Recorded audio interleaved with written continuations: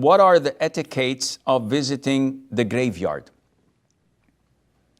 The Prophet ﷺ recommended the Muslims to visit graveyards and said, in the past, I prohibited you from visiting the graveyards.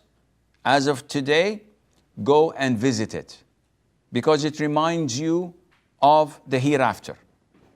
So it is highly recommended for men to visit graveyards and not for women, because there is a prohibition and a curse upon the women when they visit graveyards.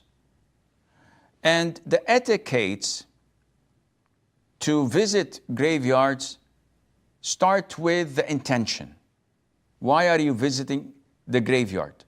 If it is to make dua for yourself, and this is a blessed place, you want to ask Allah for things, this is prohibited. You visit the grave for two reasons. One, to remind you of your fate and what you will share with them in a few days, few months, few years' time. So this is a good reminder. Secondly, to benefit the deceased with your dua, with your prayers.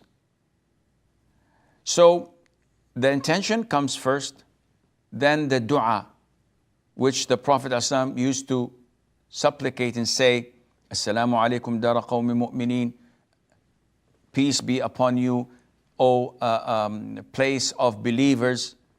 You are the first to precede us and we will follow, etc. You will find that in Husn al-Muslim, Fortress of the Muslim. There are many du'as. And one has to be respectful in the sense that one must not walk over the graves themselves unless he's barefooted. So if you had to walk on the graves, you have to take your shoes off. Otherwise, there are pathways, there are places specific for people to walk over that are not over any grave. It is prohibited to sit on graves. It is prohibited to pray in the graveyard, the offer salat. The only prayer that is allowed is to pray funeral prayer for those who had missed it.